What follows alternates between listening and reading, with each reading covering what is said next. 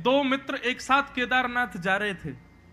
तभी मार्ग में एक परम सुंदरी को देख करके एक मित्र बोला, भाई तू ही जा केदारनाथ, मेरी तरफ से प्रणाम कर आना, मैं तो इसके साथ रहूंगा।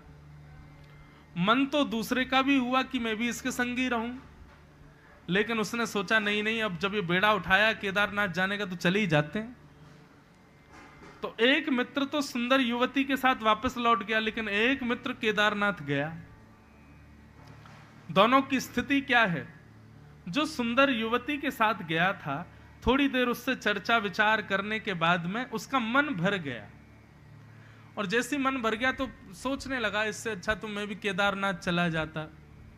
केदारनाथ जाता, हिमालय के पर्वतों के बीच में महादेव का अभिषेक करता, त्रिपुंड लगाता, ध्यान लगाता, ओम नमः शिवाय का जाप करता, कितना आनंद आता। अभी इसके चक्कर में मैंने क्या यात्रा छोड़ दी अपनी। लेकिन जो केदारनाथ पहुंचा था उसकी स्थिति क्या? ठंड की वजह से उसके हाथ कांप रहे थे, पैर कांप रहे थे, शंकर जी पर जल चढ़ा रहा था, मन में सोच रहा था इससे बढ़िया तो मैं वहीं रुक जाता, वहीं उस सुंदरी के साथ में चर्चाएं करता। मैं काय को चला आया, मुझसे ज्यादा सुखी तो मेरा मित्र है, बढ़िया हुआ नहीं आया, इतनी सर्दी में कुकुड़ गए यहाँ पे आकर के, इससे बढ़िया तो मैं वहीं रहता। दोनों की मृत्यु हुई तो केदारनाथ में जो मरा वो गया नरक, और उस वैश्या के सामने जो मरा वो गया स्वर्ग। दोनों ने जाकर के कहा, भाई मेरा मित्र नरक क्यों गया? वो तो केदारनाथ गया था, और मैं स्वर्ग क्यों आया? मैं तो एक वैश्या के साथ था। तब दोनों को ये बात समझाई गई। बोले तुम तन से कहां थे? एक वैश्या के पास, पर मन से तुम्हारे चिंतन में केदारनाथ था, तुम्हारे चिंतन में भक्ति भाव था। तुम चिंतन कर रहे थे कि मैं वहां जाता, भजन करता। हमारे यहां तन की उपस्थिति को प्रायोरिटी नहीं देते, मन कहां है, स्थिति कहां है, बुद्धि कहां है, ये देखा जाता है। वो भले ही तन से केदारनाथ में था, लेकिन मन, स्थिति, बुद्धि, विचार सब वैश्या के पास थे, इसलिए उसको पापी माना गया, तुमको पुण्यात्मा माना गया।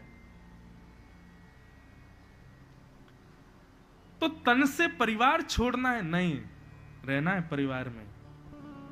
और मैंने पहले दिन ही कहा था, अभिनय करना खूब बढ़िया से, सब एक नंबर लगना चाहिए महाराज।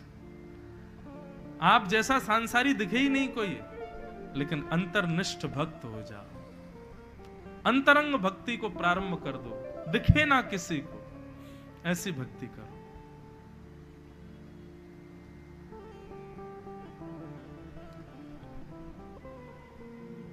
तो स्वयंभू मनु शत्रुपा की 3 बेटी हुई, जिनमें से एक बेटी का नाम है देवहूति,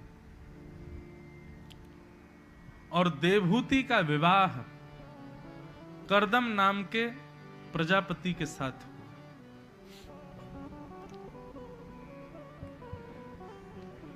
कर्दम ऋषि